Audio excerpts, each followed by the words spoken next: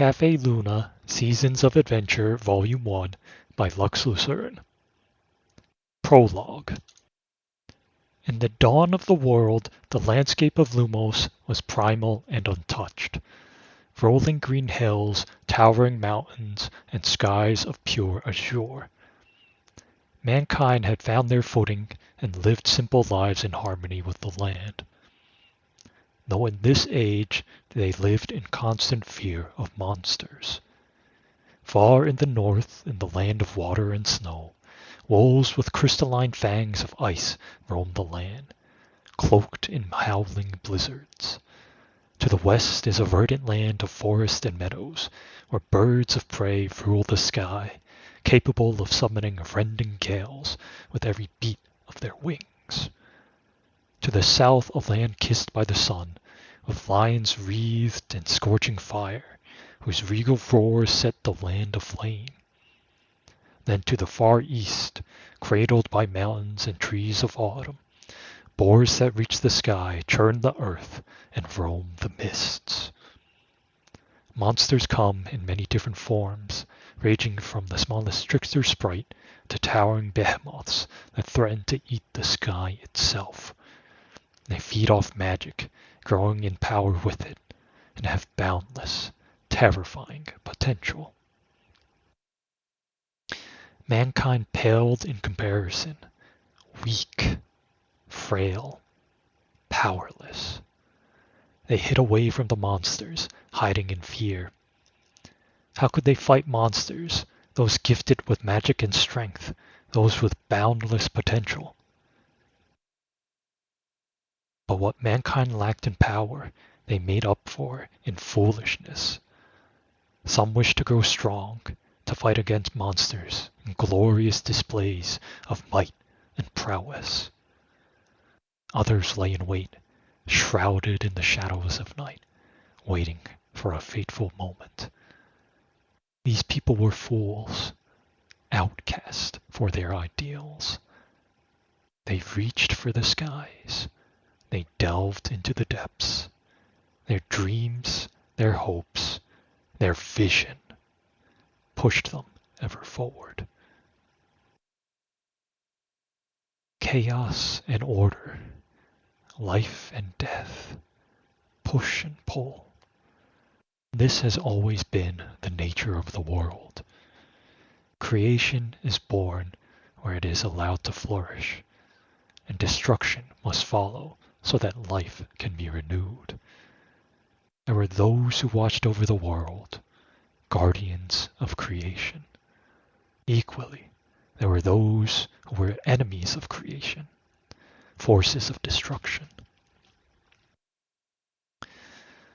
As the flow of time ebbed forward, the world abounded with life. Those that opposed creation awoke from their deep slumber. With them they brought the most dire time Lumos had ever faced. The elder calamities, monsters of natural disaster incarnate, unleashed their hunger, their destruction upon the world. People prayed for salvation. They prayed for protection. They prayed for heroes.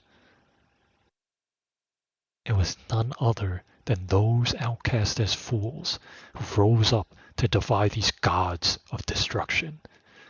Those who dared to dream, those who dared to think different, those who dared to bring change.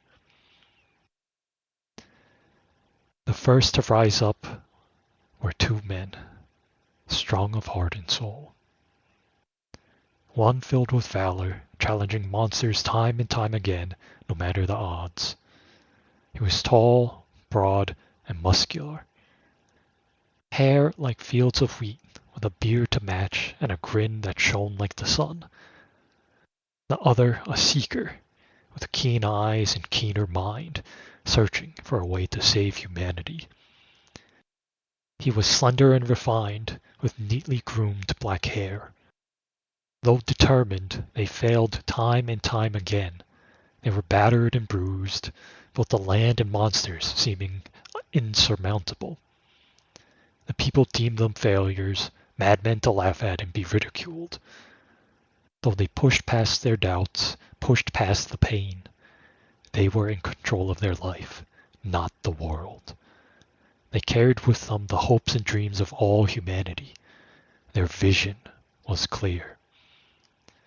For that, they were noticed. From the earth sprung forth a veil of shadows. From above, the sky was rent asunder, revealing blinding, dazzling streaks of light. Before they even realized what was happening, they were surrounded by two dragons. On one side, a dragon whose scales were dark as the night sky. On the other, a dragon who glistened like the dawn. The two men did not waver. Standing back to back, they stood tall and faced the dragons down. In their hearts they both felt it, the hopes and dreams of humanity, to reach the skies, to delve the depths, to go where no one had gone before, to have safety, to have warmth, to bring about that better world. In that moment, that image, their vision, was as pure and clear as a ringing bell. They would not die today. They would live. They would change the world. Their vision would become reality. And so it did. The two men steeled themselves, ready to fight. The dragons exuded an aura of power, of magic, primal and divine, enough to overwhelm most through sheer presence of will alone. But the two men did not falter. They did not tremble.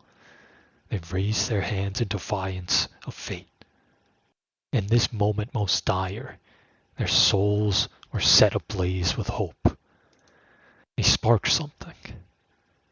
For the first time in humanity, they called forth magic, the power to shape the world. They brought their vision into the world itself. In one man's hand formed a spear of pure light, radiant and shining. In the other man's hand, a blade like the night sky, dark and twinkling. They stood stalwart, ready to face the dragon's might head on. They waited for them to attack. They stared them down and kept waiting. But the dragons never attacked. Neither did the men. Instead, the two dragons lifted their heads aloft before being enveloped by light and shadow, as if a changing room curtain had been drawn over.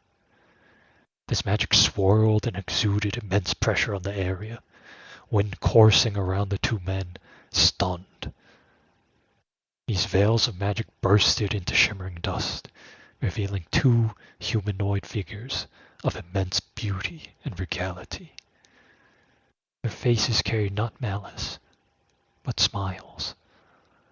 One was a slender woman with long flowing hair that shone like streaks of light, and a white gown as dazzling as a dragon's scale. The other a man, jet black hair slicked back, with eyes bright as the stars. The two men could only describe these beings as one thing: gods. These gods did not come to fight. They came to give mankind a chance. The two men before them would be rewarded for their courage and strength of soul. The two men lowered their arms and dissipated their magic, as the gods before them offered their hands in peace. Magic, they explained, was the power to bring change, to bring dreams to reality, to shape the world itself. It is evoked through a mental image, your vision, which acts as a lens to weave the magic. The goddess of light pointed to a nearby plant. Lifting up her hand in a gentle gesture, nurturing light uplifted it, causing the plant to grow. Then, with a swift downward flick, the light intensified, burning the plant. Next, the god of shadow stepped forward, and with a wave of his hand, he sent forth a blade of shadow shattering the intense light. Then closing his fist and holding it to his chest, the plant was enveloped in a veil of shadow, then returned to its former untouched state. Magic is raw potential, a force of change. It can be used for tyranny and destruction, or liberation and nurturing. The question was, what would each man use their power for? What was the divine ideal they held in their hearts, the vision they wished to bring to fruition? Magic, born from one's vision, is the application of willpower for change. Within everyone is the potential for good and evil, chaos and order, life and death. The gods can rain down destruction, the calamities can make room for new life to grow, and mankind, they yearn for unseen horizons. To wield power is to accept the burdens of change, and if you cherish life, you must fight to protect it. The two men acknowledged this and were offered a gift. The valorous man stepped forward first. He spoke of courage, the virtue from which all dreams are born from, to take action, protecting and seeking that which we love, even in the face of terror.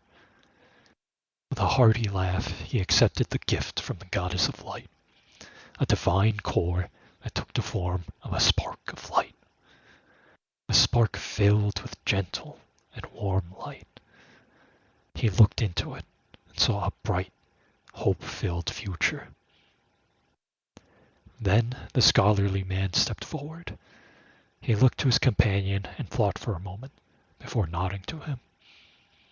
He spoke of wisdom, the virtue of understanding, to see the world and all of its wonders, to appreciate them, and to understand when to act.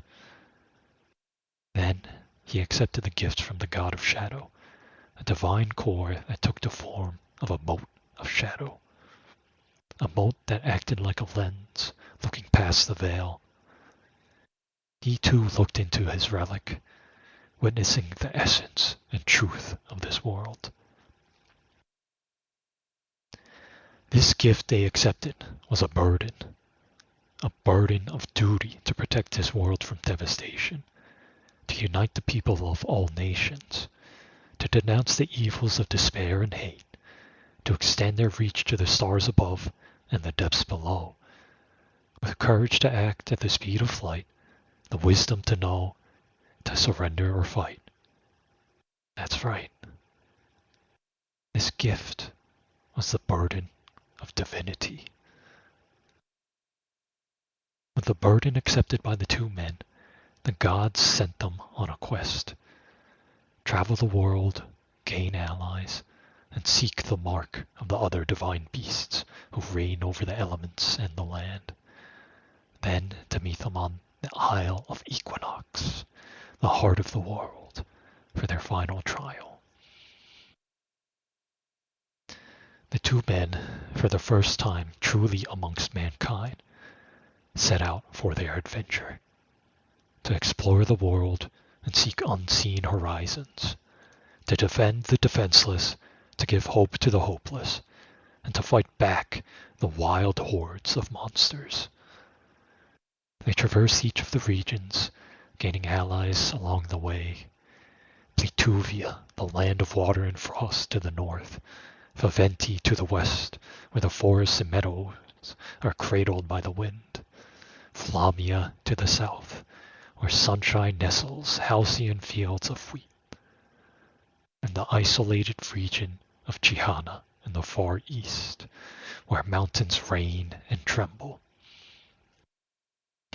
The team of adventurers that started this journey would grow to a party of 6, all sharing a common hope in humanity. They would seek out the divine beasts and their sprightly wards, the Lumies. Befriending them, they learned of this world and mastered their magic. A gentle maiden of healing waters, a lady knight free as the breeze, a sultry witch of passionate fire, and a bear of a man whose belly rumbled as much as the land beneath his feet. Having collected the divine core of each of the divine beasts, the party departed for the Isle of Equinox, the heart of the world, where dawn meets twilight and twilight meets dawn, a place where all the world's magic convenes, shrouded in sparkling starlight. There they forged the first vision sparks with their divine cores, soul-bound and personal weaponry, marked by unparalleled potential. They met with the gods of light and shadow once again, where they revealed a gateway, an immense mana rift, a tear in the magic that binds this world, leading to the realm between realms, the unending lands. This was their trial. Traverse this ever-shifting reflection of our world, layered like a dungeon, and make it back. The six descended to the abyss and climbed to the stars, facing the challenges of the unending lands together. There they traversed all manner of terrain, ranging from lush green forests to hellscapes of fire, to an endless sea in the clouds, where sky and sea were one. Echoes of the past, glimpses of the future, all could be found in this ever-shifting, dreamlike realm. The journey was arduous, not only on their bodies and minds, but also their equipment. Much of their equipment would break as they faced greater and greater challenges, having to craft new gear as they went. But as their bodies and equipment strained, their souls grew stronger, and their vision sparks alongside them. They achieved a level beyond anything mankind could have thought they could. No longer were their souls housed and nourished by their bodies, but the reverse. Their souls grew so clear and powerful, their bodies had begun to transcend the mortal coil. These 6 adventurers were the first to be called heroes, and this journey grew their legend even further. When they returned, they were stronger, wiser, and closer to each other, with bonds forged through strife. They could bring their visions to reality, magic guided by will to bring change. And now, it was time to bring the hopes and dreams of all mankind to fruition. They set out to traverse the world once again, but this time they challenged the elder calamities, which spread destruction inexorably, threatening the sky and the earth. They did what nobody in the world believed they could. Carrying the hopes and dreams of all people, they dared to challenge the status quo. They believed in each other, believed in themselves, and believed in their vision. They defied fate and changed the world, driving back the elder calamities and sealing them away. It is here where they ascended to godhood and earned the titles, the Divine Paragons.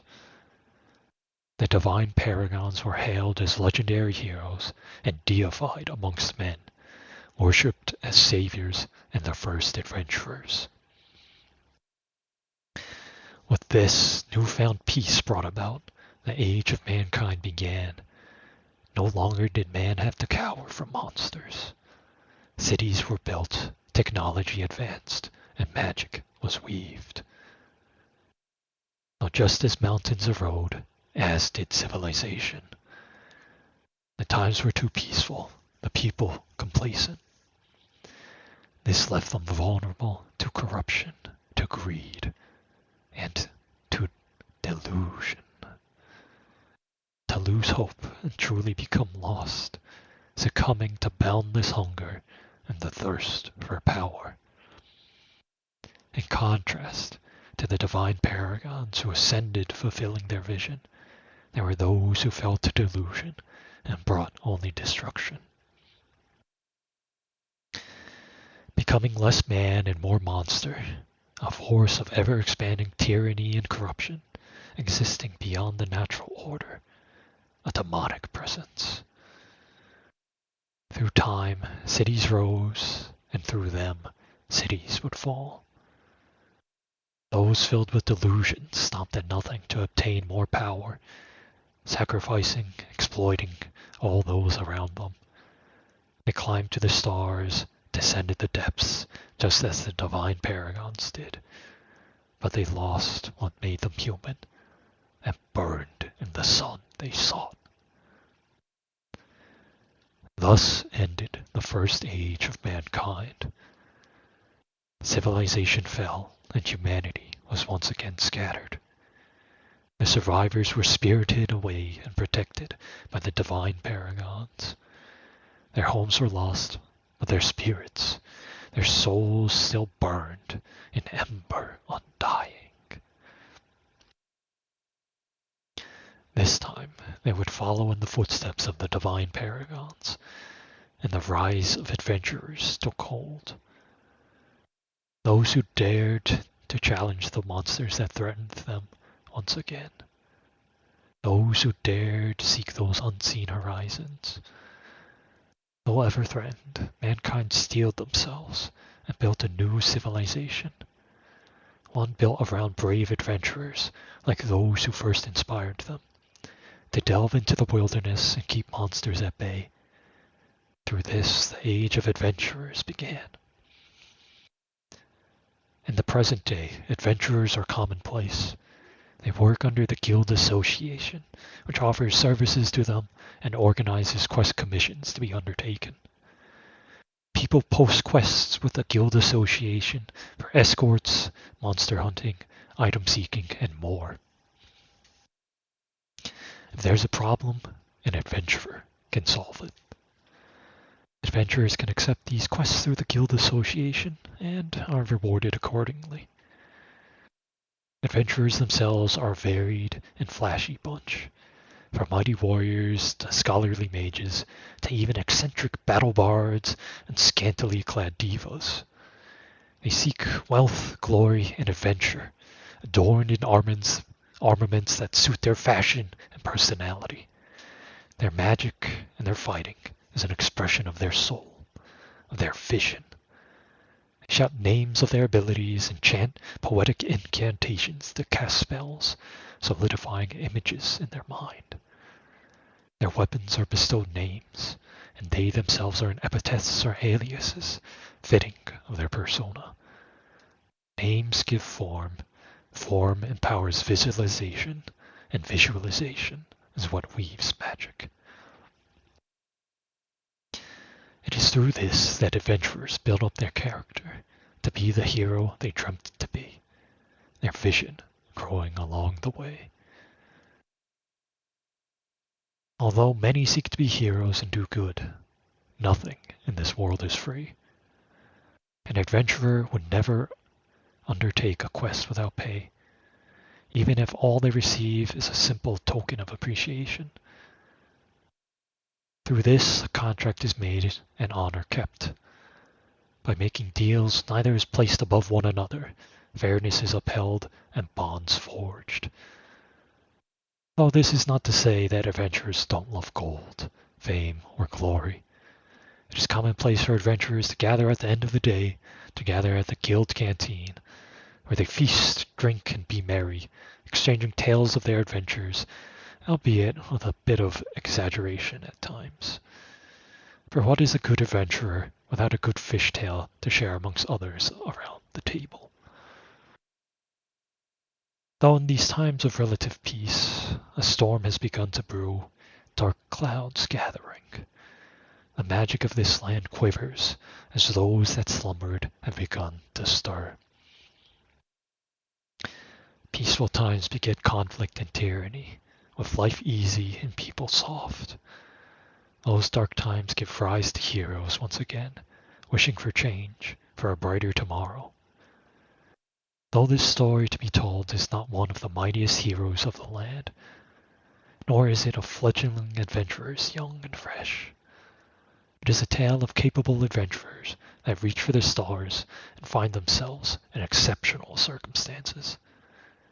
They will struggle, they will be afraid, but still, they walk forward, seeking their place in the world.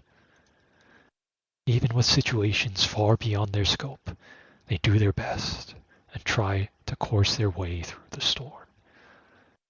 They do this together as a guild of adventurers, just as the divine paragons once did in their legendary adventure across the world.